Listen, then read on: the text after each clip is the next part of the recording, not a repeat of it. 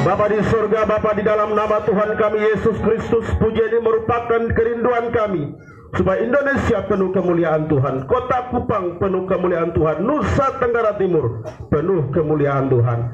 Kami sudah memuji membesarkan nama Tuhan, kami sudah mendengarkan kesaksian-kesaksian lewat pujian, dan kini saatnya kami akan mendengarkan kebenaran firman Tuhan.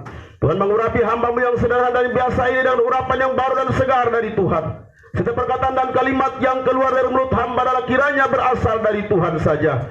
Dan umat Tuhan yang mendengarkan, Tuhan buka hati dan pikiran untuk mengerti dan memahami firman yang kami dengarkan malam ini. Terima kasih Tuhan, segala pekerjaan setan dalam bentuk apapun yang berusaha untuk menghambat, menghalangi kami dalam mendengarkan firman Tuhan, kami usir di dalam nama Tuhan Yesus Kristus. Dan biarlah Roh Kudus mengambil alih pemberitaan firman Tuhan dari awal, pertengahan sampai pada tamatnya, jadi untuk hormat dan kemuliaan bagi nama Tuhan Yesus. Berfirmanlah ya Tuhan, karena kami siap mendengarkan Engkau. Dalam nama Tuhan Yesus, firman-Allah yang hidup, kami berdoa. Haleluya. Orang percaya berkata, amin. Silakan duduk kembali jemaat yang diberkati Tuhan. Shalom. Merdeka. Kita bersyukur kepada Tuhan karena bulan ini kita sudah bersama-sama merayakan syukuran kemerdekaan NKRI yang ke-73 tahun. Dan di bulan Agustus ini juga Gereja Kemah Injil Indonesia memilihnya sebagai bulan misi, di mana misi Allah memerdekakan manusia yang terbelenggu oleh karena dosa di dalam pribadi Yesus Kristus Tuhan. Mari saja kita sekalian membuka Alkitab kita di dalam surat 1 Petrus pasal 2 ayat yang ke-9. 1 Petrus pasal 2 ayat yang ke-9. Yang bawa kitab suci silakan membuka, yang bawa HP suci silakan buka, yang bawa teks suci silakan buka. Tapi kalau tiba-tiba baterai low, saya tidak bertanggung jawab. 1 Petrus pasal 2 ayat 9, satu ayat saja. Dan saya ajak kita sekalian dengan suara yang lantang membacakannya bersama-sama. 1 Petrus pasal 2 ayat yang ke-9. Kalau sudah apa kita akan baca sama-sama. 1, 2, 3 mulai.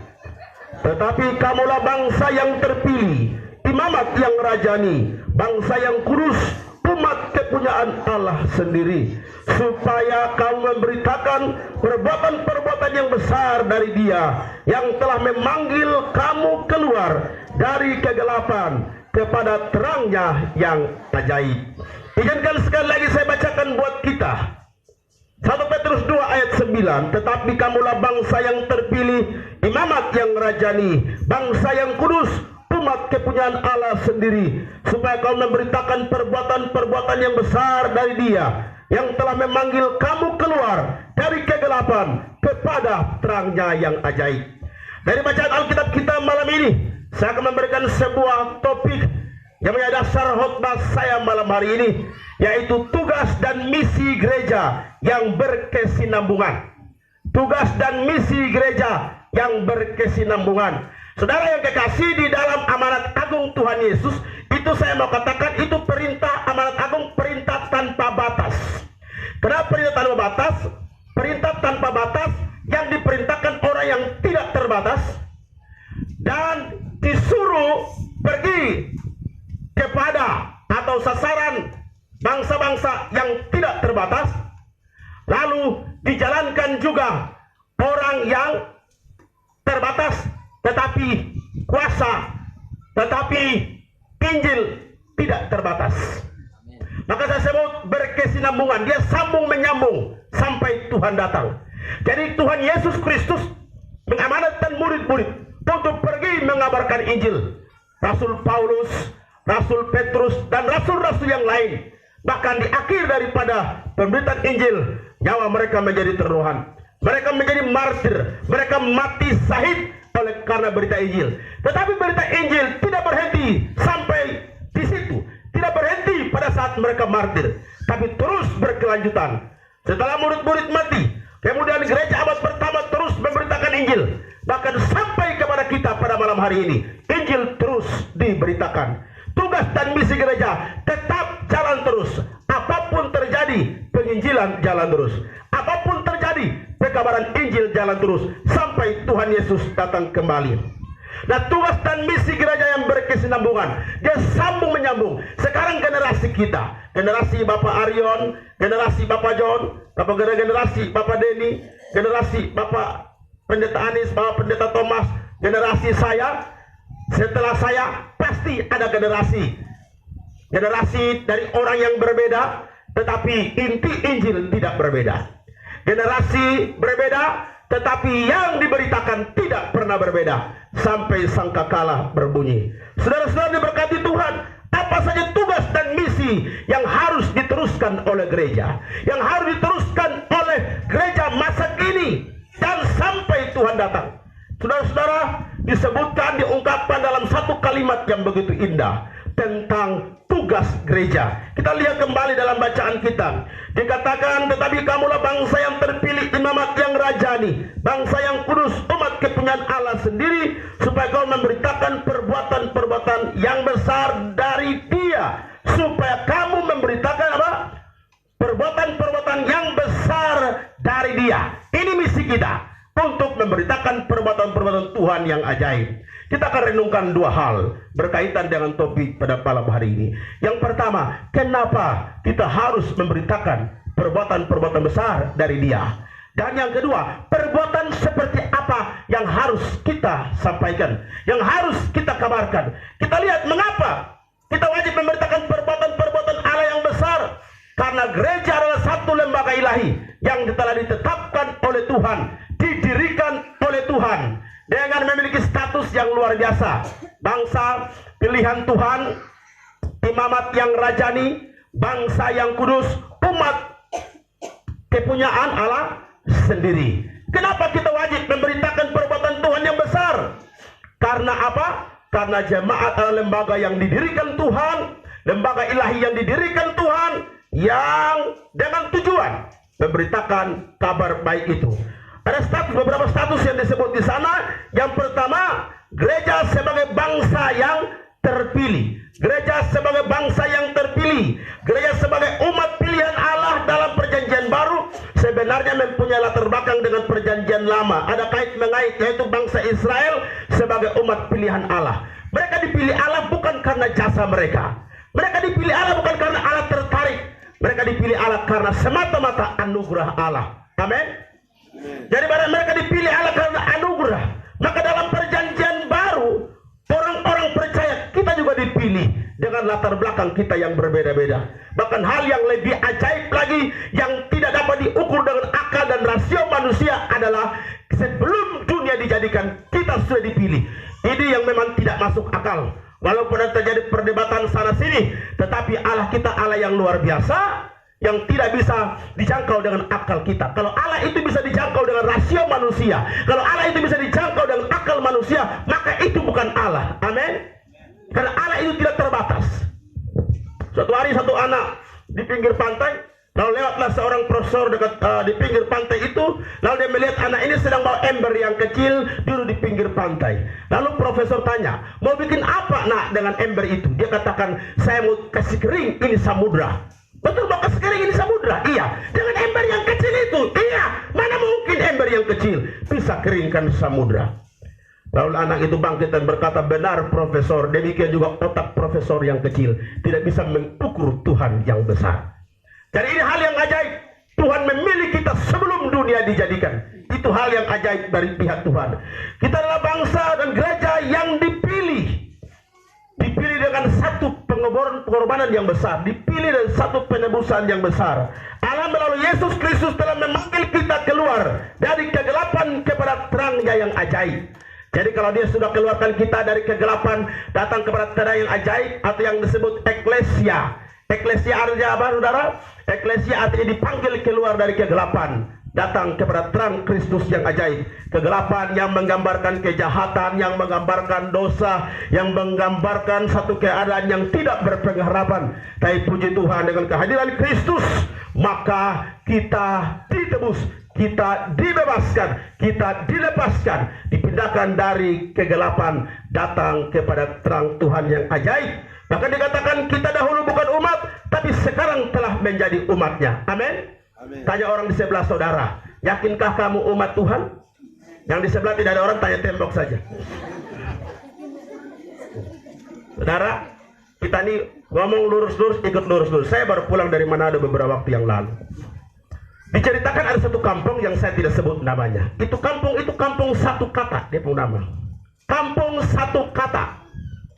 Jadi apa yang kita ngomong, dia lakukan itu saja. Jadi ada pembantu rumah tangga dari kampung tersebut, ya, dia datang di Tomohon. Kemudian dia tinggal di sana jadi pembantu. Lalu kemudian datanglah tamu daripada majikan ini, 3 orang. Lalu majikan ini berkata, di sana dia bilang, siram air panas. Siram air panas itu maksudnya bikin kopi, minum gitu. Jadi majikannya bilang, kalau Pak ada tamu 3 orang, ya sudah kamu siram dengan air panas. Jadi maksudnya siram dengan air panas, bikin kopi, dorong minum begitu. Ternyata pembantu ini salah mengerti. Setelah majikannya kembali, dia tanya, mana itu 3 orang? Waduh bapak, 2 tak kupas 1 lari. Maksudnya 2 tak kupas 1 lari. Kenapa? Saya siram dengan air panas. Wah, bos ini pegang otak dan berkata, bukan siram air panas, bikin kopi mereka minum. Ada juga di sana disuruh panjat kelapa.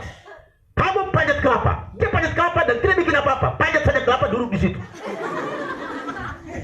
Jadi rupanya kampung satu kata itu harus dijelaskan lebih rinci. Kamu panjat kelapa, jatuhkan 2 butir, terus kembali ke bawah. Kalau saudara bilang panjat kelapa, ambil kelapa, turun kali kelapa, lalu tidak ada instruksi yang lain, maka dia akan duduk di situ berbulan-bulan lamanya, tidak akan turun dari pohon. Itu kampung satu kata. Ya saudara, itulah manusia. Maka perlu ya, ini tangkapan IQ ini kan berbeda-beda ya. Ada yang kita bicara langsung mengerti, ada yang kita bicara dia goyang kepala, mengerti, tidak mengerti. Nah ini paling menjengkelkan saudara. Jadi saudaraku yang kekasih dalam Tuhan Yesus Kristus, kita yang dahulunya bukan anak, sekarang menjadi anak. Jadi penggunaan digunakan di kitab Hosea 2 ayat 23 ya. Dalam konteks perjanjian lamanya menegaskan bahwa meskipun bangsa Israel telah berbuat dosa dan mengkhianati Tuhan Allah, tetap Tuhan kembali siap memulihkan mereka. Saudara-saudara kekasih dalam Tuhan Yesus Kristus, kita yang dahulu tidak dikasihani, sekarang dikasihani. Kita yang dahulu bukan umat, sekarang kita adalah umat. Maka kita punya tanggung jawab untuk pergi memberitakan perbuatan Tuhan yang besar ini. Pemulihan ini merupakan perbuatan Tuhan yang besar. Kitab Mazmur berkata, ketika Tuhan memulihkan keadaan Sion, maka keadaannya itu seperti mimpi adanya. Kita tidak bisa memprediksi bagaimana cara Tuhan bekerja. Dia bekerja begitu ajaib.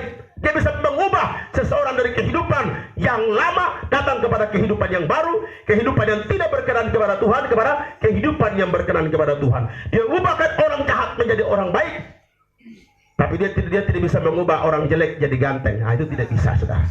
Itu yang Tuhan tidak bisa buat kecuali Michael Jackson. Jadi saudaraku yang kekasih di dalam Tuhan Yesus Kristus, ini hal yang sangat luar biasa. Tuhan mengubah hidup kita.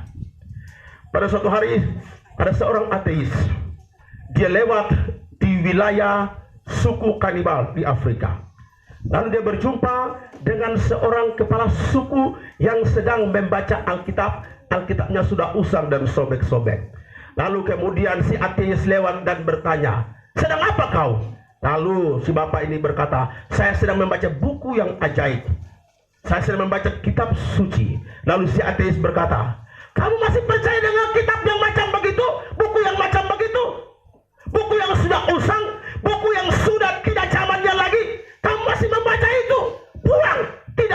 Tidak baik baca buku itu. Percuma saja kamu baca buku itu. Kamu tidak akan mendapat apa-apa. Lalu kepala suku kanibal dia bangun dan berkata, betul yang kau bilang. Tapi jika seandainya dari tadi tidak ada buku ini, kau sudah kusate dari tadi. Kau sudah kumakan. Jika seandainya tidak ada buku ini. Beri tepuk tangan dulu buat Tuhan Yesus Kristus. Jadi pekerjaan Tuhan itu ajaib dan luar biasa.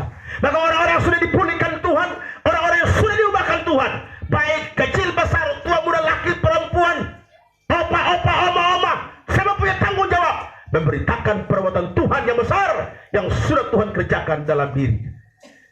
Coba lihat di samping kiri kanan, saling tatap saudara. Saudara saling tatap sebentar. Sudah saling tatap.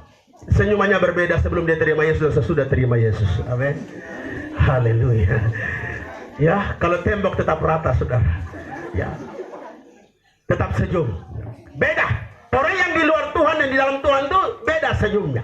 Orang di luar Tuhan sekalipun dia orang baik, tapi dia senyum boleh, tapi rasanya tidak ada, chemistry-nya tidak dapat. Tapi kalau orang di dalam Tuhan, wah senyumnya saja, dia baru ngomong saja, pasangannya bilang, diam. Tanpa berbicara kamu telah menjadi tamu hatiku. Kenapa? Jadi kalau Tuhan mengubahkan seseorang dahsyat dan luar biasa, amin. Tidak ada yang mustahil bagi Tuhan untuk diubahkan. Saya mau tanya dulu orang muda di sini. Saya mau tanya, diperhadapkan kepada saudara dua pilihan, laki-laki atau perempuan lah sama saja. Yang perempuan ini dia cantik, luar biasa cantik, tapi tidak takut Tuhan. Perempuan yang kedua, dia kurang cantik. Dan saya bilang jelek kan mirip sama saya. Ya saya bilang kurang cantik saja. Perempuannya kurang cantik, tapi takut Tuhan. Worship leadernya keren, nyanyinya sampai kayak orang main mata. Gitu. Saudara pilih yang mana? Yang cantik tidak takut Tuhan, atau yang kurang cantik tapi takut Tuhan? Pilih yang mana? Yang tidak cantik tapi takut Tuhan, angkat tangan. Karena malam ini saya berdoa saudara pulang dapat yang tidak cantik. Jadi saudara yang kekasih dalam Tuhan, kalau saya pilih yang cantik tapi tidak takut Tuhan, oh kenapa begitu? Ya, yang tidak cantik tapi tidak takut Tuhan, kita doa, lama-lama dia dipulihkan Tuhan. Kan dapat bonus, takut Tuhan cantik lagi ya Pak Rian ya. Ya. Tapi yang kurang cantik, saudara mau puasa sampai 50 hari pun tidak akan ada perubahan. Tapi jangan berkecil hati. Mau cantik tidak cantik dalam Tuhan, penuh kemuliaan itu luar biasa tumbukannya. Amin. Luar biasa. Jadi Tuhan itu luar biasa. Dia mengubah sesuatu yang tidak pernah dinalar oleh nalar kita yang terbatas, oleh rasio dan akal kita yang terbatas. Kita hanya mau bilang terima kasih Tuhan atas perbuatan ajaib. Tuhan terima kasih atas lawatan. Tuhan terima kasih atas perubahan-perubahan yang Tuhan buat. Amin. Jadi ibu-ibu yang hadir pada malam hari ini, jika suami belum bertobat, jangan takut. Berdoa dan Tuhan pasti buka jalan. Tapi kalau suami tampeleng, maka di sini ada Bapak Wakil Ketua DPRD, langsung saja lapor ke Komnas Perlindungan Perlindungan Perempuan dan Anak. Jadi sekarang kalau Bapak main tangan tinggal lapor saja. Dia dibui 3 bulan saja dia bertobat. Jadi saudaraku yang kekasih di dalam Tuhan Yesus Kristus, tidak usah takut.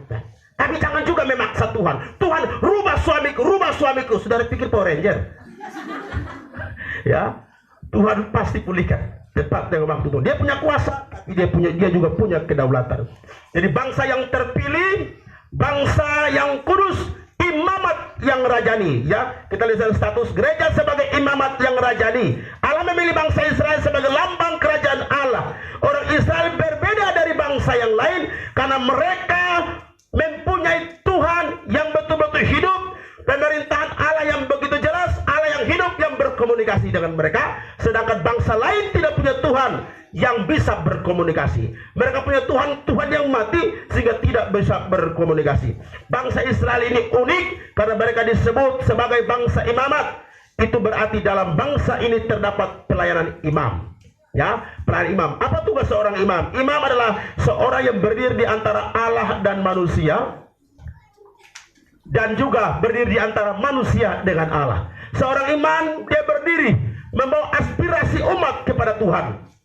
Dia berdiri juga menyampaikan apa maunya Tuhan kepada umat. Jadi seorang imam punya tugas menjadi pengantara, menjadi seorang pendoa bagi umat. Jadi inilah kita bersyukur mempunyai seorang pengantara yang luar biasa, yang bernama siapa? Yesus Kristus. Surat Ibrani menjelaskan Yesus Kristus adalah imam yang besar. Yesus Kristus adalah imam kita. Dia menjadi pengantara kita dengan Bapa, dan dia menjadi pendoa bagi kita. Amin. Yesus menjadi pendoa bagi kita. Saya sangat terganggu dengan para Facebooker. Para Facebooker, ada beberapa orang ketika meninggal mereka bilang, Yohanes, oh maaf Pak, saya ganti nama, minta maaf. Mereka panggil, oh Tinus, taruhlah Tinus ya, mudah-mudahan tak ada nama Tinus di sini. Adik Tinus, kami lebih sayang adik, tapi ternyata Tuhan lebih sayang adik. Jadilah pendoa syafaat bagi kami di sana. Tinus selama hidup tidak tahu berdoa dan tidak pernah ke gereja. Lalu kita suruh jadi pendoa syafaat di sorga. Bagaimana caranya? Alkitab berkata di dalam dunia orang mati, orang tidak bisa bersyukur, orang tidak bisa berseru, orang tidak bisa berdoa. Lalu dari dasar mana kita bilang orang mati bisa jadi pendoa syafaat bagi kita? Pernahkah saudara lewat di pekuburan Namo Sain sana? Lalu tiba-tiba orang naikkan doa, oh Tuhan, matikan yang hidup, hidupkan yang mati. Tidak pernah ada orang mati berdoa. Kalau kita bilang carilah pendoa syafaat bagi kami di sana. Yang kasih naik Facebooker, ini dia seorang worship leader, dia seorang pemain musik, dia seorang pemuda, tapi dia kasih naik Facebook macam begitu. Hanya Yesus yang menjadi pendoa syafaat kita. Amin. Saudara tidak perlu takut. Apapun masalah kita sampaikan, dia menjadi pendoa syafaat kita. Dan kita tidak perlu khawatir untuk datang minta kepada dia. Dia yang membesar, dia pendoa syafaat kita. Gereja adalah imamat yang rajani. Dan keimamatan dalam perjanjian lama itu secara khusus para imam yang berdoa kepada Tuhan yang mewakili umat. Tapi di perjanjian baru kita semua disebut bangsa yang dipilih, yang dikuduskan, imamat yang rajani. Itu berarti kita semua punya hak untuk datang kepada Tuhan kapan saja dan di mana saja. Amin. Kalau dulu orang mau bertemu dengan Tuhan dibikin pagar, dibikin batas, jarak sekian tidak boleh bertemu dengan Tuhan. Kalau mau paksa lewat pagar yang ditetapkan, maka akan menciptakan kematian. Tapi zaman sekarang tidak perlu takut. Kita semua imamat yang rajani. Bilang sebelah kiri kanan, kita imamat yang rajani. Yang ada tembok balik ke kiri ke kanan. Kita imamat yang rajani. Artinya apa? Kita semua dapat langsung berjumpa dengan Tuhan, menyampaikan persoalan kita kepada Tuhan, langsung datang bertemu kepada Tuhan. Mau di mana saja, kapan saja. Padahal kita berkata Allah itu roh. Barang saya menyembah dia, menyembah dalam roh dan kebenaran. Dia roh, roh tidak bertulang dan tidak berdaging. Roh artinya tidak dapat dibatasi dengan ruang dan waktu, dimanapun dia ada. Saudara mau berdoa dengan Tuhan, masuk dalam kamar kunci pintu tidak jadi masalah, di atas sepeda motor tidak masalah, sambil tergantung di pohon tidak masalah. Di mana saja kita bisa memuji Tuhan. Di kamar mandi pun tidak apa-apa. Lagi duduk dalam nama Yesus. Haleluya. Yang BAB susah, hajar saja dalam nama Yesus. Haleluya. Di mana saja kita bisa berjumpa dengan Tuhan. Jadi jangan ikat Tuhan dengan aturan-aturan kita. Kalau sembahyang tutup mata, siapa di sini yang baca Alkitab sembahyang tutup mata? Coba angkat tangan. Adik-adik, sembahyang tutup mata. Kalau tidak tutup mata, nanti diganggu setan. Tapi kenapa harus tutup mata? Supaya menjaga konsentrasi kita pada saat doa. Di kampung saya di Alor, di depan gereja kami ada pohon mangga tua yang sedikit lagi akan roboh. Lalu kemudian Bapak Pendeta kami naik depan dan mau berdoa. Sementara mau berdoa, dia tidak tutup mata, dia buka mata. Sementara dia buka mata dan berdoa, ya Tuhan Bapa di sorga, kami bersyukur kepadamu. Tiba-tiba pohon mangga roboh, doanya berubah, ya Tuhan anak-anak pohon mangga roboh. Itu karena doa buka mata, saudara. Ya kan? Percayalah, saat ini kalau saudara buka mata tiba-tiba anak jatuh dalam nama Tuhan, Bapak bilang jangan buka. Hari anak dihajar karena buka mata. Harus tutup mata supaya menjaga konsentrasi. Itu ya, tujuan tutup mata supaya menjaga konsentrasi. Saudara berdoa dalam nama Yesus, tiba-tiba gempa bumi, dalam nama Yesus, saudara-saudara ambil ke mana sabar jemaat udah kabur jemaatnya. Dia sendiri berdoa di sini. Ya. Karena ada orang yang berdoa itu dia berdoa begitu semangat sampai terputar kayak gasing. Dia doa sampai semua, ya Tuhan Bapa di surga, amin. Mana jemaatnya? Supaya jemaat ada di belakang dia. Makanya orang yang doanya terlalu semangat, doanya pegang mimbar, ya. Pegang mimbar. Jadi saudara, di mana saja kita bisa berjumpa dengan Tuhan. Bahkan yang paling hebat, Alkitab berkata, sebelum berkata Tuhan sudah tahu apa yang akan kita katakan. Itu hebatnya Tuhan. Walaupun mama, suami tidak mengerti apa yang ada di hati mama. Suami, walaupun istri tidak mengerti lebih dalam apa yang di hati bapak. Tapi Bapa kita di surga dia tahu, bahkan sebelum kita mengucapkan. Amin. Itu sangat luar biasa. Imamat yang rajani, kita adalah imamat yang rajani. Gereja juga sebagai bangsa yang kudus. Bangsa Israel dipilih dan dikhususkan oleh Allah untuk Allah dan kemuliaannya. Gereja dipilih dan dikhususkan. Jadi kudus artinya dipisahkan dan dikhususkan hanya untuk Tuhan. Jadi kita semua yang hadir pada malam hari ini, kiranya Tuhan menolong kita untuk kita masing-masing dikuduskan dan dikhususkan hanya untuk Tuhan. Kalau kita dikhususkan hanya untuk Tuhan, maka Tuhan akan cemburu kalau kita pindah ke lain hati. Amin. Siapa di sini senang kalau pasangannya pindah ke lain hati? Malah ada yang berkata, lakukan terus. Teruskanlah. Ya, saya sakit hati loh. Saya dalam bulan-bulan terakhir ini banyak yang telepon saya karena suaminya selingkuh. Lalu kemudian, Pak Pendeta, kami sudah pacaran 5 tahun Pak. Dia bilang dia cinta sama saya. Tapi sudah 3 bulan ini Pak, dia tidak pernah kabarkan saya. Dia di mana? Lalu saudara, saya juga pusing memecahkan masalah ini. Saya berdoa mengharapkan dapat penglihatan. Supaya paling tidak bisa tahu masalahnya apa. Tapi rupanya tidak. 3 bulan saya berdoa dan dia, Pak Pendeta bagaimana Pak Pendeta? Saya mendengar katanya dia sudah ada laki-laki lain Pak. Dia seorang pelayan Tuhan. Dia sudah sumpah-sumpah pakai Alkitab Pak, bahwa dia mencintai cuma aku. Kebetulan orang ini dari Batak saudara ya. Dia bilang dia mencintai aku Pak, tapi rupanya dipilih dengan yang lain Pak. Aku seteres Pak. Lalu saya cari tahu apa masalah sebenarnya. Lalu saya bilang, kawan, tunggu sampai akhir November ya, kita lihat. Dan saya berusaha konsultasi dengan teman-teman, tapi belum dapat. Bagaimana ini? Lalu kemudian saya berdoa, Tuhan tolonglah, ini gimana masalah orang ini? Lalu kemudian pagi dia telepon, Pak Pendeta, ada yang mau aku terbuka dengan Bapak. Ya silakan Pak, tentang pacarku.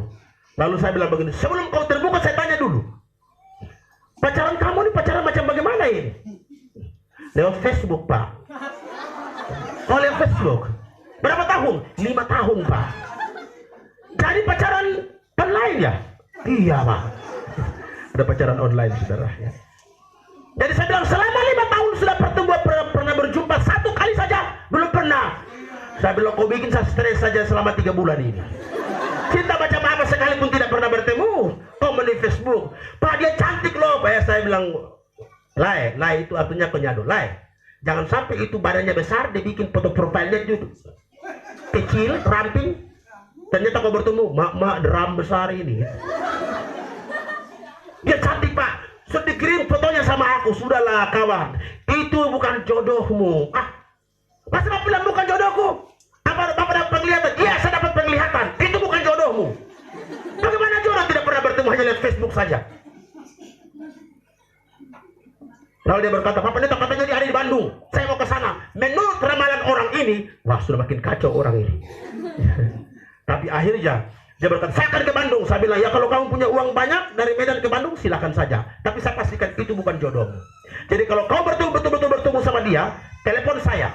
Kau nikah di Medan, ku bayar ongkosku sendiri, ku datang saksikan nikah itu. Sampai hari ini tidak pernah telepon saya. Berarti itu bukan jodoh. Dia perasaan dengan saya. Bagaimana cinta jarak jauh macam begitu, tidak pernah bertemu lalu bilang itu jodoh, ya? Di sini tidak ada, mudah-mudahan ya. Jadi saudara-saudaraku yang kekasih dalam Tuhan, bangsa yang kudus dipisahkan dan dikhususkan untuk Tuhan. Kalau sudah dipisahkan dan dikhusus untuk Tuhan, berarti kita berbeda dengan yang lain. Amin. Kudus beda dengan yang lain. Kekudusan mengerjakan perbedaan, dan kita tidak akan sama dengan dunia ini. Bilang samping kiri kanan, kamu kudus berarti kamu beda dengan dunia. Kamu beda, kamu tampil beda dalam sebagai perangai hidup kamu beda dengan yang lain. Amin. Lifestyle kita berbeda, gaya hidup kita berbeda. Suatu waktu ada satu ilustrasi anjing telepon kucing. Anjing bilang, cing, kita ketemu dulu. Di mana? Di Alak. Kebetulan ke malam ini KKR. Mereka bertemu. Lalu kucing berkata, tanya sama anjing, "Anjing, kenapa kau telepon saya?" Lalu anjing bilang begini, "Saya mau memberikan satu pertanyaan kepada kamu. Saya penasaran dengan kamu. Kenapa setiap kali buang air besar kau tutup dengan kotoran? Kau tutup lagi dengan pasir?" Lalu kucing menjawab, "Kebersihan itu bagian dari iman, coy." Lalu kucing pun dia bilang begini, "Anjing, saya juga penasaran. Kenapa setiap kali kencing kau angkat kaki sebelah?" Anjing menjawab, "Gaya itu perlu, bro." Jadi kalau anjing dan kucing saja mengerti gaya, apalagi anak Tuhan. Gaya hidupnya berbeda, lifestyle-nya berbeda, ya. Dulu tidak bisa senyum, setelah terima Yesus bisa senyum. Saudara, senyum itu susah loh, saudara. Tidak percaya tanya Pak Ketua Pemuda Daerah. Pak Demetrius dengan saya ini kalau baru bertobat, jangankan dekat, dari jauh orang sudah lari, ya. Tapi kalau biar seram bagaimanapun, kalau Tuhan sudah kikis, Tuhan sudah bikin dengan baik, dilemparkan senyum saja tanpa berkata, orang bilang itu pasti orang baik.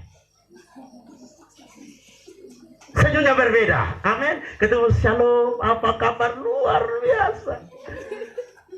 Makanya saya sering berkata di mana-mana, untuk memilih majelis gereja atau badan pengurus jemaat, selain lahir baru takut Tuhan, persyaratan berikut adalah harus bisa senyum.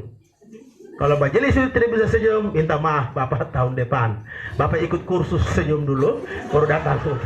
Kenapa? Karena orang datang ke gereja, bayangkan kalau sudah datang ke gereja, bertemu dengan majelis yang mukanya keram. Salam apa? Masa? Kan ngeri kita, saudara. Tapi kalau datang ketemu orang, shalom, shalom. Aduh, mari, kemarin 3 minggu tidak gereja kan? Aduh, luar biasa, ke Malaysia ngajak-ngajak dong. Tapi jangan 3 minggu tidak datang. Menurut peraturan gereja 3 minggu dipecat. Ini repot kita, saudara. Ya, jadi saudara-saudara, kita beda dengan yang lain. Tampilan hidup kita, gaya hidup kita beda. Gereja bangsa yang kudus, juga gereja adalah umat kepunyaan Allah sendiri yang telah dibeli dengan harga yang lunas terbayar, yaitu dengan darah Tuhan Yesus Kristus. Jadi kita adalah umat kepunyaan Allah sendiri. Maka ketika kita menjadi kepunyaan Allah, maka sebagaimana Paulus berkata, hidupku bukannya aku lagi, tapi Kristus yang hidup di dalam aku. Hidupku bukan milikku lagi. Maka ketika aku menjadi milik Kristus, maka saya harus paksakan diri keluar dari zona nyaman saya, masuk zona tidak nyaman. Karena ada hal-hal yang harus dikikiskan Tuhan dalam hidup kita, supaya betul-betul hidup kita adalah Kristus dan bukan aku. Amin. Saudara-saudara, yang kedua dan yang terakhir, perbuatan-perbuatan besar yang dari Allah seperti apa yang harus kita beritakan? Secara umum di dalam Mazmur 19 ayat 1-7, perbuatan besar dari Allah yang nyata melalui pekerjaan tangannya yang ajaib. Cak langit menceritakan kemuliaannya dan lain sebagainya. Perbuatan Allah yang begitu hebat secara umum. Dia menciptakan langit, bumi, laut dan segala isinya dan begitu hebat. Dia menciptakan dari yang tidak ada menjadi ada dengan begitu luar biasa. Siapakah di antara manusia yang pernah turut menyaksikan Tuhan ketika dia menciptakan langit dan bumi? Ada? Tidak ada seorang pun. Lalu dari mana kita tahu? Dari firman Tuhan kita tahu bahwa Allah menjadikan langit dan bumi. Kita tahu bahwa ada sesuatu kuasa supranatural di luar diri kita yang mengerjakan sesuatu, yaitu Tuhan. Begitu hebat, ajaib. Saudara, Tuhan begitu hebat, ajaib, luar biasa, sehingga kata-kata manusia terbatas dan tidak bisa mengungkapkan Tuhan itu seperti apa. Tuhan itu ajaib apa? Ajaib, dahsyat, luar biasa, apalagi saudara? Menurut saudara Tuhan itu seperti apa? Ajaib, dahsyat, luar biasa, apalagi? Maha hebat, apalagi?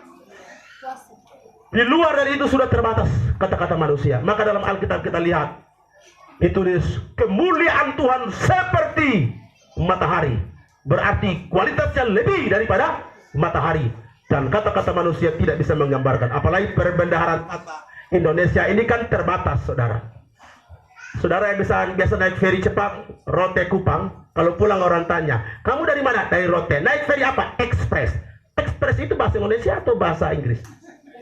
Inggris kan? Bilang saja feri cepat. Nah kita bilang feri express. Kalau feri lambat, feri low. Kamu naik feri apa? Kakak ikut feri express, kita ikut feri low. Hebat ya orang Indonesia. Kata-kata kita terbatas. Tapi walaupun terbatas, Tuhan bisa mempergunakannya untuk kemuliaan nama Tuhan. Jadi lewat cakrawala. Kita melihat langit yang begitu indah, lihat bintang yang Tuhan ciptakan begitu beraturan. Bayangkan kalau bintang satu dia jalan, dia tabrak bintang yang lain, maka hancurlah kita. Tapi bersyukur Tuhan atur galaksi begitu hebat, luar biasa, sampai tidak ada tabrakan-tabrakan. Tuhan menciptakan kita manusia dari debu tanah begitu luar biasa, begitu ajaib. Coba saudara saling pandang dan lihat, kamu cantik, kamu ganteng, kamu tampan, tapi ingatlah kamu dari debu dan tanah. Sehebat apapun kamu, debu dari tanah, pada akhirnya akan masuk ke dalam lubang kubur. Ya. Jadi kita semua ini saudara, walaupun gelar kita berbeda, tapi pada akhirnya gelar kita akan sama. Kalau bukan almarhum, ya almarhumah. Itu gelar kita satu. Ya, kita diciptakan dari tanah. Ini hal yang luar biasa, begitu rendahnya, tapi diangkat mulia oleh Tuhan. Dan dicipta segambar serupa dengan Tuhan. Jadi saudara, karena itu marilah kita hidup ini jangan ada bakalai-bakalai. Orang sekarang rata-rata di mana berkelahi gara-gara tanah sampai bunuh-bunuhan. Saya berpikir manusia ini diciptakan dari tanah. Lalu orang yang suka bakalai ini diciptakan dari mana? Kemungkinan dari tanah sengketa. Makanya mereka bakalai tiap hari. Mungkin dapat tanah sengketa ya, atau dapat tanah-tanah terakhir dong. Sehingga tidak ada kedamaian di dalam hidup. Tanah ini, debu tanah ini biasa. Maka kita ini paling rendah, tapi diangkat, dimuliakan oleh Tuhan. Ada 3 hamba Tuhan, dia berdoa untuk menunjukkan bahwa dia paling hina dari semua yang ada. 3 orang ini berdoa. Yang pertama dia doa macam begini, ya Tuhan, hamba ini hina, hamba diciptakan dari debu tanah ya Tuhan. Lalu hamba Tuhan dan yang pendoa yang kedua datang dan berdoa, ya Tuhan, hamba bukan saja diciptakan dari tanah, hamba bukan saja lebih hina daripada tanah, tapi hamba lebih hina daripada cacing tanah. Yang ketiga dia berdoa, Tuhan, hamba bukan saja dicipta dari tanah, bukan saja lebih hina dari cacing tanah, tapi lebih hina dari tai cacing. Wah, menunjukkan bahwa dia itu lebih rendah apa segala. Tidak perlulah saudara ya. Tetap kita tahu kualitas kita, tapi bersyukur dicipta segambar serupa dengan Allah, ditebus oleh Allah dalam diri Yesus. Maka kita makhluk yang hina, tapi juga makhluk yang mulia. Perbuatan Tuhan yang besar, karena melalui pengalaman-pengalaman spektakuler yang kita alami. Secara khusus kita lihat bangsa Israel, pengalaman spektakuler luar biasa ketika mereka keluar dari tanah Mesir, ketika mereka dalam perjalanan dikejar oleh tentara Fir'aun, lalu sampai di depan sana ada laut teberau. Maju kena, mundur kena, tapi Tuhan berbuat sesuatu. Dia buka jalan saat tiada jalan. Itu hal yang luar biasa. Itulah pekerjaan Tuhan yang spektakuler yang patut kita syukuri. Kita dapat menyaksikan perbuatan Allah yang besar melalui kesaksian dan pengalaman hidup kita. Dan puncak dari perbuatan-perbuatan Allah yang besar yang perlu kita sampaikan, yang perlu kita saksikan berkaitan dengan keselamatan, kita lihat sama-sama. Mari buka Alkitab, baca di dalam Injil Yohanes 3 ayat 16. Injil Yohanes 3 ayat yang ke-16. Saya minta saudara-saudara yang sudah menemukan baca secara bersama-sama. 1, 2, 3 mulai.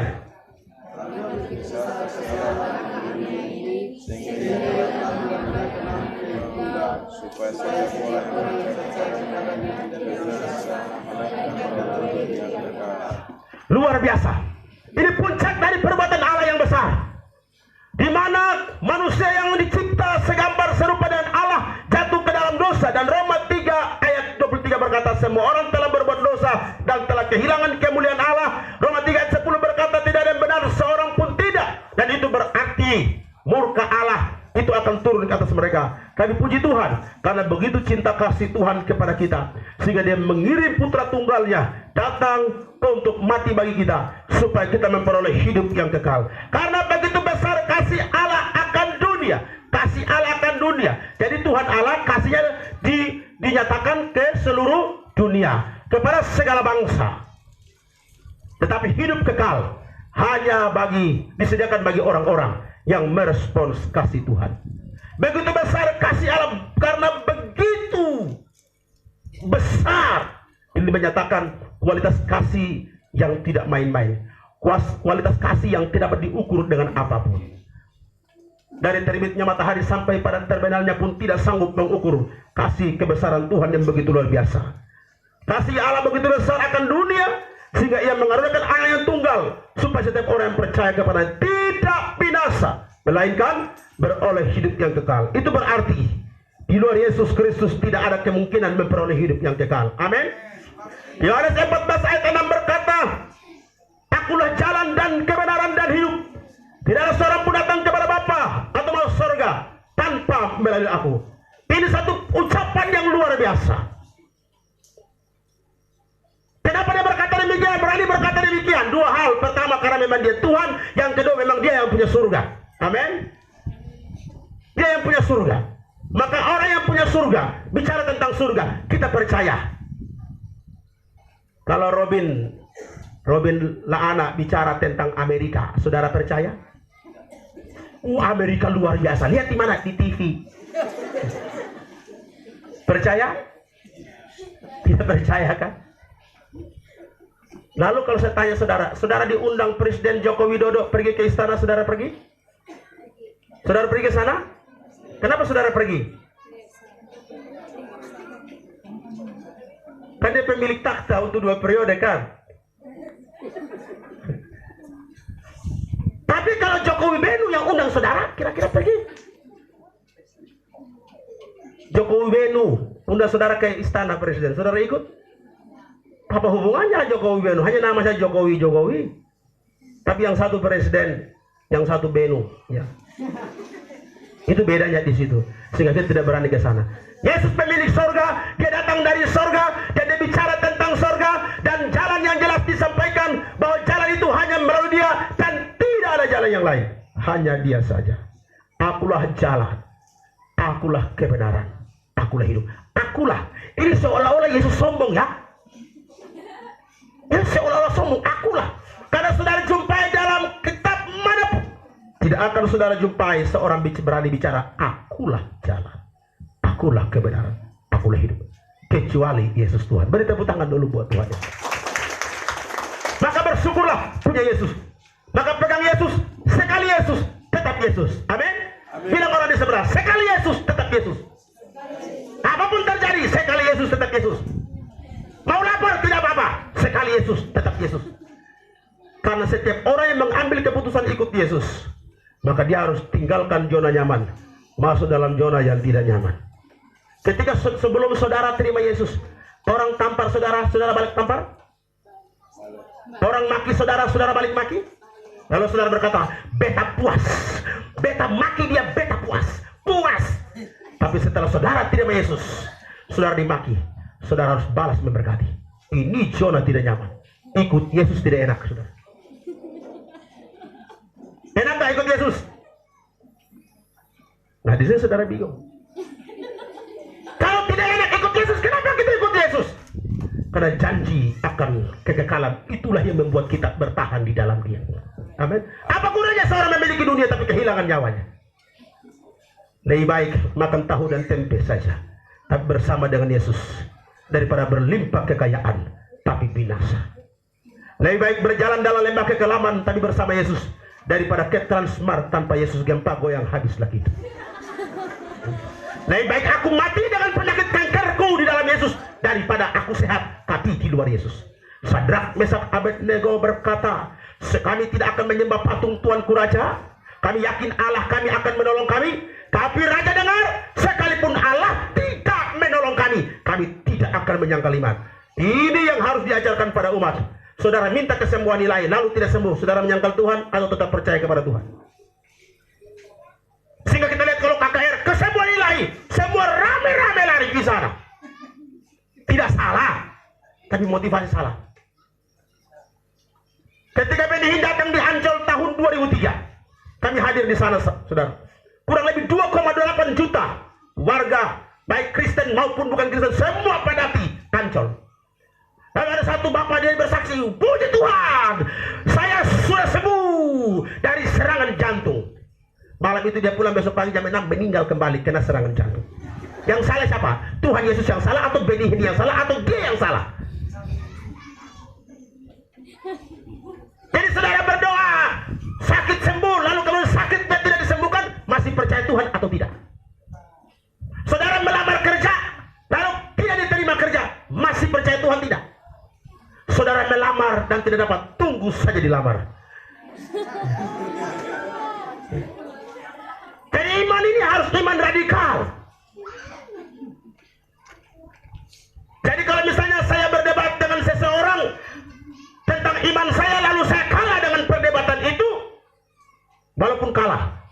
bisa menukar iman dengan yang lain. Amin. Karena sudah tahu pasti tanpa Yesus tidak ada keselamatan. Siapa dia? Yesus Kristus, satu-satunya juru selamat. Tidak ada yang lain. Amin. Saudara ini sudah malas dengar khotbah atau memang lagi serius atau memang tengah saja? Ya. Karena kalau kita bilang tepuk tangan buat Tuhan, ini saya takut bukan Roh Kudus yang gerakan, tapi terpaksa jaga perasaan pengkhotbah saja. Seharusnya ketika saya berkata hanya Yesus satu-satunya juru selamat, saudara harus tepuk tangan. Ini nonton bola, wih rumah bisa terbongkar, saudara.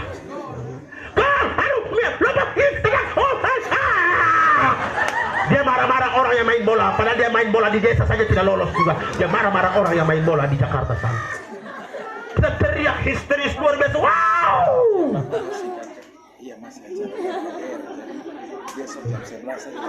Kenapa tidak bisa euforia buat Tuhan? Haleluya, haleluya, haleluya, gitu kan? Tapi jangan juga terlalu juga. Saya ketika KKN ada satu worship leader luar biasa, semangatnya luar biasa. Saudara, saya bilang, panitia, kasturi itu orang. Langsung dia pulang, malam itu dia tinggalkan panggung, dia pulang, dia menangis. Besok mau MC lagi, halus saya berdiri lagi.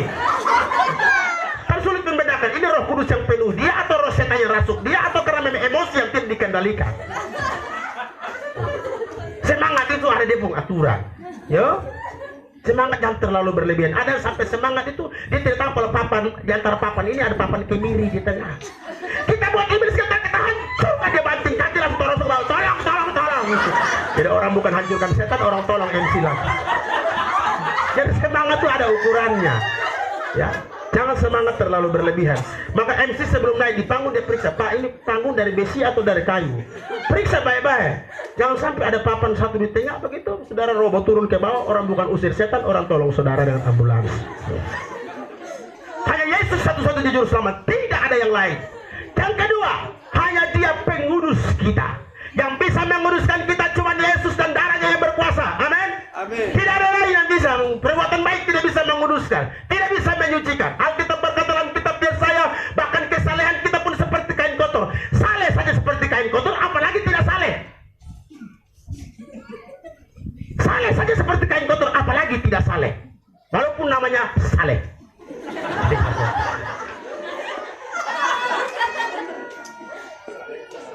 Jadi saudara-saudaraku yang dikasihi dalam Tuhan, Yesus pengurus kita. Dia satu-satunya tabib, penyembuh, dokter kita yang ajaib. Kita harus mengimani ini. Amin. Tubuhnya dipecahkan untuk kesembuhan kita. Segala penyakit kita ditanggungnya. Jadi saudara jangan khawatir. Tapi kalau orang yang sudah betul-betul sungguh dalam Tuhan, imannya betul-betul sudah berakar, sudah melekat dengan Tuhan, sakit dan tidak sakit bukan masalah bagi dia. Kan dia berkata, Tuhan saya sakit dan mati, kalau memang engkau rindu saya bertemu dengan engkau, biarkanlah hamba pergi dalam damai sejahtera. Kalau ada yang berdoa, hamba Tuhan, yang kemarin saya dengar kesaksian luar biasa, ada satu hamba Tuhan berdoa, Tuhan kalau bisa dalam umur 50 tahun Tuhan panggil saya. Dan Tuhan jawab doanya. Jadi ada yang pulang malam hari ini, Tuhan kalau bisa besok panggil beta. Lebih senang kan bertemu dengan Tuhan kan?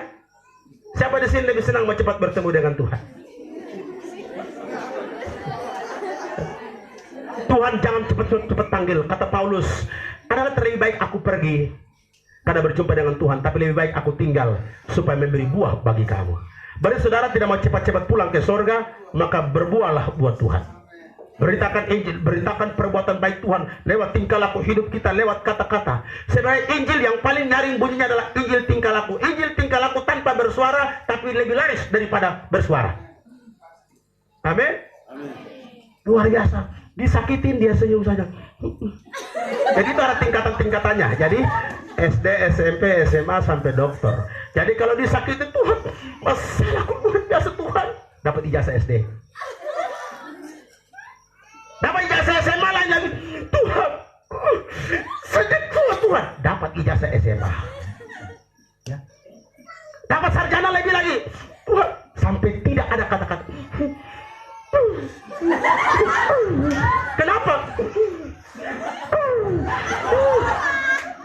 saudara. Amin. Kok tidak ada tepuk tangan? Luar biasa. Aduh, indahlah kalau kita sudah satu hati dengan Tuhan, roh kita sudah bertemu dengan Tuhan, tanpa ngomong batuk saja dia mengerti, saudara. Ini kita berdoa paksa, Tuhan, kalau kau kira dengan doa saya ngancam, saya tidak ke gereja. Lalu Tuhan jawab, jadi gue harus bilang wow gitu. Masalah buat lo, bukan buat gue. Jadi jangan ancam-ancam Tuhan. Ini suami istri turun pancing ikan, sudah dapat ikan. Lalu laki berdoa, Tuhan kalau kau berikan ikan, kita bagi dua di pahasi. Istrinya bilang, bagi dua apa? Diam-diam kita main-main. Setelah bawa ke pasar, mereka jual ikan. Suami lupa bagi dengan Tuhan. Sampai di rumah sudah rata tanah oleh angin puting beliung. Laki-laki beri luar, dia angkat muka, dia tunjuk, Tuhan Allah, persoalan di laut, jangan kau bawa ke darat. Jadi jangan ancam-ancam Tuhan, saudara. Suka-suka dialah. Kita nyanyikan suka-sukamu Tuhan, suka-suka Tuhan mau bikin saya kayak tempe, kayak mau perkedel, terserah Tuhan. Yang penting Tuhan senang sajalah. Mau dibanting-banting, yang penting Tuhan senanglah. Yang terakhir, Yesus Kristus adalah Raja yang akan datang, dan inilah pengharapan kita. Kita nantikan, dia pasti datang. Percaya atau tidak, Yesus pasti datang. Tanda-tanda dunia mulai membuktikan kedatangan Tuhan Yesus semakin dekat. Salah satu tanda adalah bertambahnya ilmu pengetahuan. Daniel pasal 12 berkata pada akhir zaman pengetahuan akan bertambah. Berarti kemajuan teknologi akan semakin bertambah menjelang kedatangan Tuhan. Dulu zaman kita, ya, zaman saya waktu kuliah itu susun skripsi pakai mesin ketik seperti di kantor kelurahan. Tik-tak, menurut orang lewat. Ini kantor lurah kok Bapak? Sonde. Bikin skripsi. Dan itu jari-jari langsung kempes semua jari-jari. Dulu kalau orang berkomunikasi, itu kantor pos antri. Kertas begitu banyak. Surat pena. Tapi zaman sekarang tidak perlu pakai surat, pakai SMS saja, Facebook. Udah mama belum? Langsung nyampe sekarang. Udah bobo belum? Makin canggih zaman itu. Dulu HP pertama kali keluar itu Nokia 3310. Atau berapa itu? Yang lempar anjing pingsan. Jangan ada derinya itu, aduh bikin kita galau.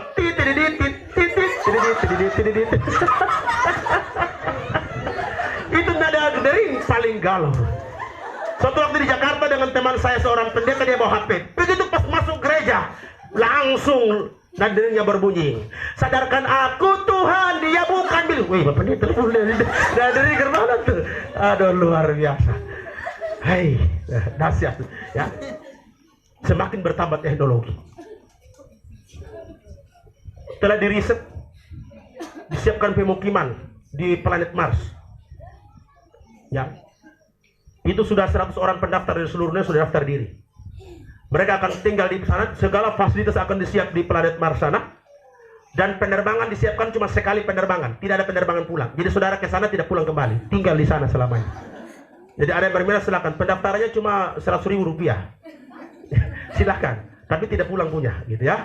Jadi saudara mau berangkat ke sana, warisan itu tolong dibagi-bagi ke siapakah, apa supaya jangan menyusahkan orang yang tinggal di bumi. Zaman semakin maju. Lalu dipersiapkan babysitter pun nanti robot, resepsionis juga robot, yang masak di dapur juga robot, semua sudah robot. Makan. Kita muncul, selamat datang. Perlu siapa? Perlu pasal hello, Papa di dalam, Papa keluar. Repot kita sudah. Langsung Mama Salhenuk mengamuk, hei boneka, robot, saya istrinya. Kau diam.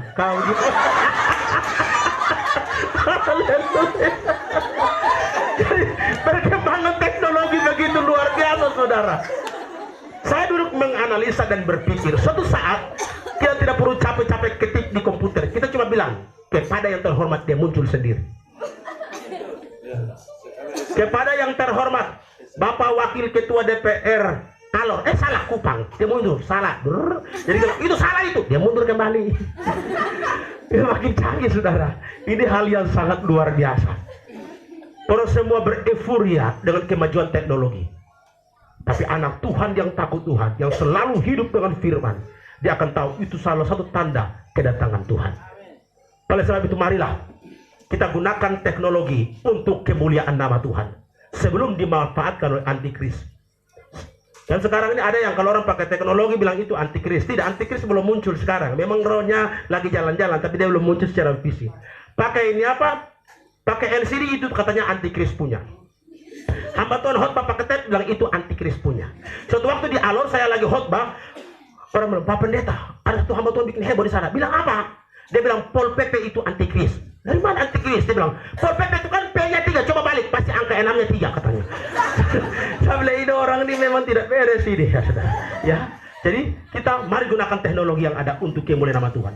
Beritakan perbuatan Tuhan yang besar melalui teknologi. Pagi-pagi jangan bangun hanya foto ini apa tuh, foto lombok pedas lalu ubi goreng di samping. Yang suka mampir apa macam begitu, goreng ikan selfie, tergantung di pohon selfie, pergi di pinggir jurang mau selfie jatuh, laki-laki tergantung, tolong datanglah penolongnya. Lalu perempuan bilang tolong dia jatuh, lalu penolongnya bilang kau perlu apa? Saya pingin langsing. Orang mau ditolong, dia pingin langsing. Itu iklan. Ini kayaknya nonton iklan ini, saudara.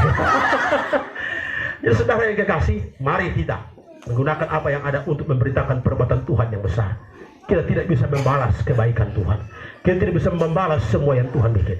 Mari mulai malam ini kita bikin komitmen. Di bulan misi ini kita bertugas untuk memberitakan Injil, memberitakan perbuatan besar dari Tuhan yang sudah kita alami, agar orang-orang di sekitar lingkungan kita, di tempat kerja kita, di sekolah kita, di kuliah kita, di mana mereka pun mendapat impartasi kuasa kemerdekaan dari Kristus melalui hidup kita, sehingga nama Tuhan dipuji dan dipermuliakan.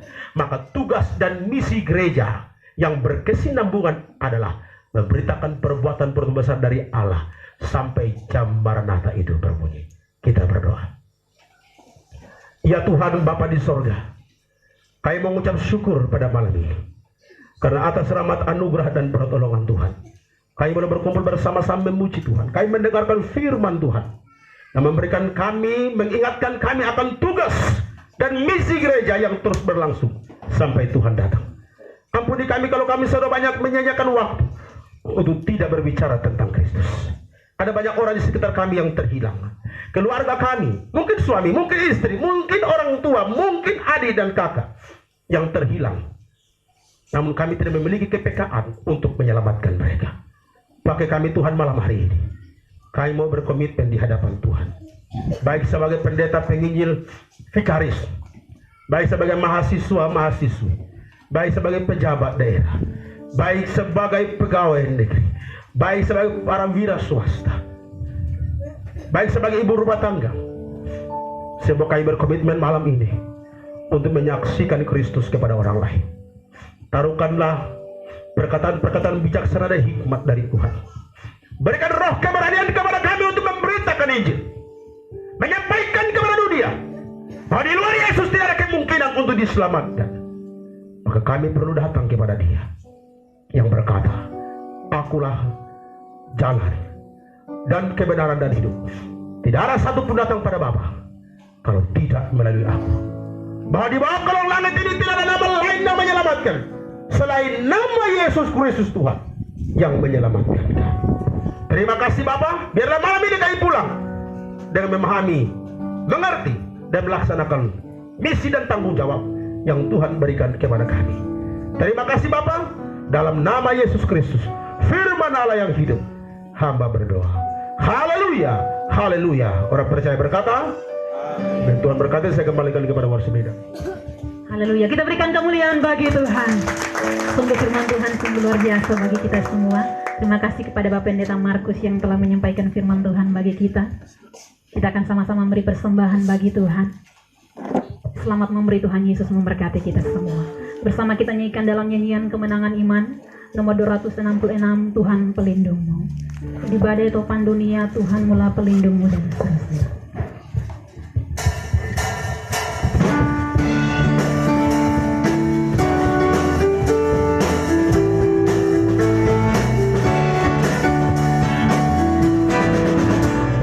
Badai topan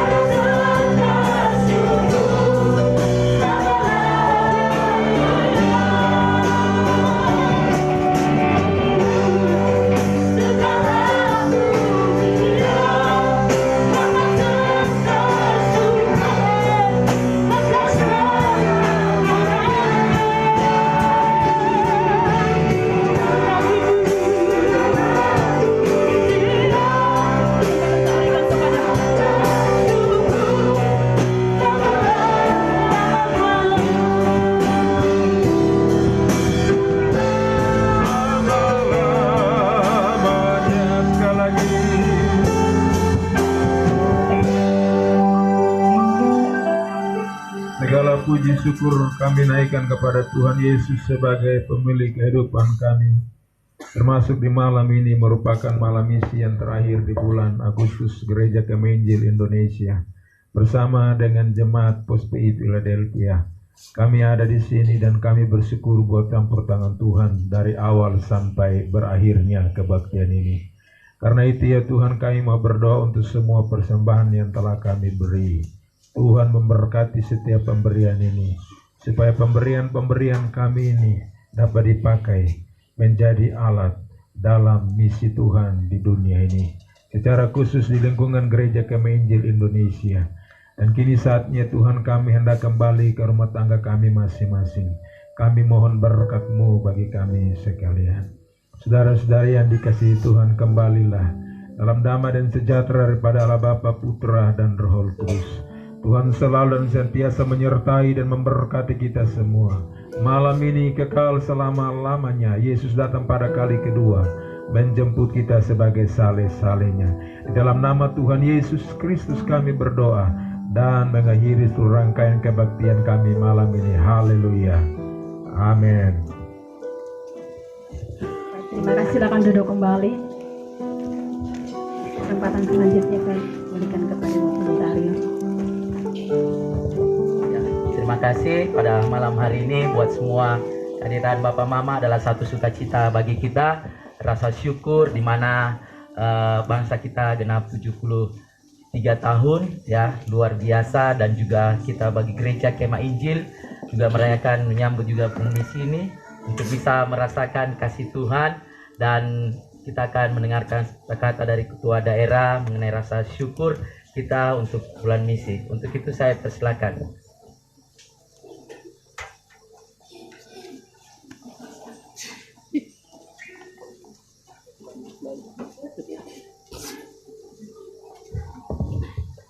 Shalom. Yang kami hormati Bapak Wakil Ketua DPR Kota Kupang, Bapak Kris Baitanu.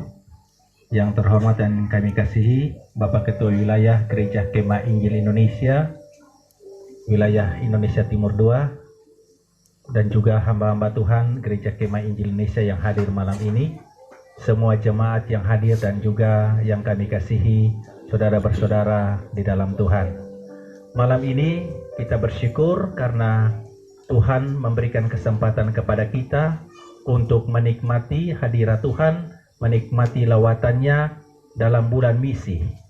Kalau di Gereja Kemah Injil Indonesia, bulan Agustus adalah bulan misi Bapak. Jadi mulai dari tanggal 1 Agustus sampai habis bulan itu semua bernafaskan misi.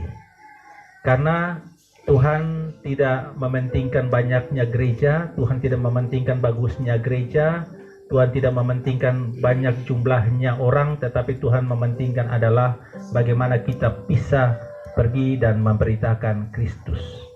Sehingga malam ini menjadi satu motivasi buat kita semua. Terima kasih untuk Bapak Pendeta Markus Maukari MTH yang telah menyampaikan firman Tuhan dan kita diberkati. Walaupun kita melihat di sebelah kiri kanan, ada kanan teman, ada kirinya tembok. Tapi puji Tuhan, malam ini kita diberkati Tuhan.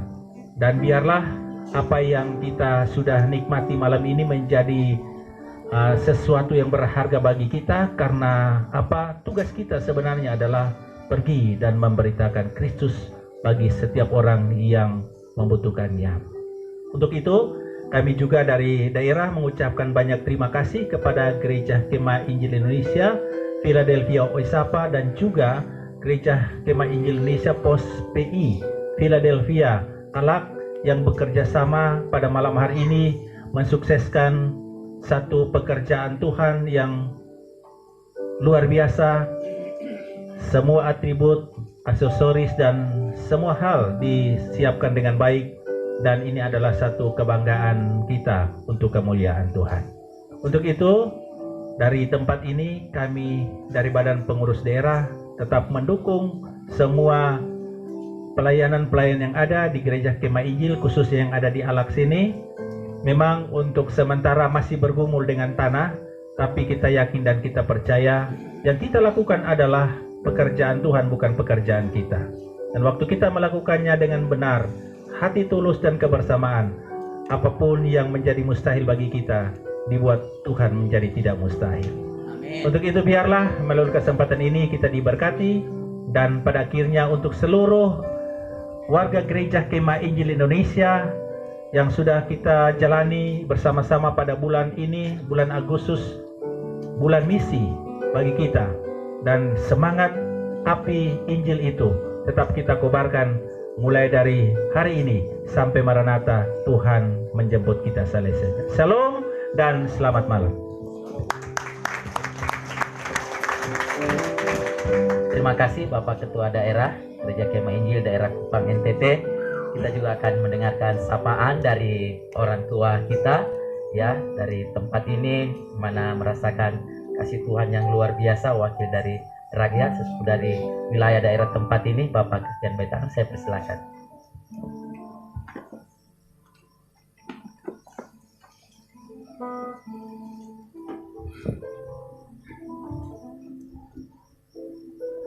Baik, terima kasih Bapak Pendeta atas waktu dan kesempatan yang diberikan pada saya. Salam. Yang saya hormati Bapak Ketua Daerah, juga Bapak Ketua Wilayah Indonesia Timur II, Bapak Ibu Pendeta, singkatnya umat Tuhan yang berkenan hadir pada mulai dari sore sampai dengan malam hari ini. Puji Tuhan. Saya dapat informasi atau undangan dari Bapak Pendeta. Saya pikir ada perayaan menyongsong hari proklamasi 17 Agustus. Tapi puji Tuhan, malam hari ini teristimewa Bapak Pendeta Markus Maukari. Saya sudah ketemu beliau pada Natal bulan Desember bersama dengan Bapak Pendeta. Malam hari ini kita ketemu dan puji Tuhan. Malam hari ini kita belajar dari apa yang firman Tuhan disampaikan oleh beliau. Ini benar-benar untuk kita sebagai orang Kristen yang beriman pada Tuhan Yesus. Malam hari ini luar biasa. Saya tadi datang, ternyata berkat luar biasa dari Bapak Pendeta. Markus. Dan saya juga minta terima kasih pos pelayanan Philadelphia di wilayah Alak dari Desember 1 tahun lalu juga 2 tahun yang lalu kita juga dalam pergumulan. Kalau alokasi sudah ada, kita sama-sama berpartisipasi untuk kita membangun gereja di wilayah Allah. Ini memang panggilan untuk kita melayani. Puji Tuhan, kita belajar dari apa yang kita dengar melalui khotbah dari Bapak Pendeta Markus. Malam hari ini kita hidup ada di mana-mana, tetap kita terus melayani. Berangkat daripada misi daripada gereja malam hari ini, kebaktian ini, visi dan misi daripada gereja dalam rangka pelayanan, kita juga terpanggil untuk melayani. Bapak Pendeta, semua yang hadir pada malam hari ini melayani untuk jiwa-jiwa kita. Kita juga melayani untuk kesejahteraan masyarakat secara fisik. Oleh karena itu, kehadiran saya melalui lingkungan yang mungkin kondisinya yang kita sama-sama lihat secara terus terang bahwa kesejahteraan juga kita harus perhatikan. Oleh karena itu, mungkin di dalam tugas dan tanggung jawab saya, apa menjadi kepentingan masyarakat, mungkin dari waktu ke waktu, tokoh masyarakat atau tokoh jemaat, bahkan Bapak Pendeta Henuk yang ada di sini, kita akan berkoordinasi dalam rangka kita melaksanakan tugas pembangunan iman dan pembangunan fisik. Mungkin ini saja dapat saya sampaikan. Terima kasih. Shalom. Selamat malam.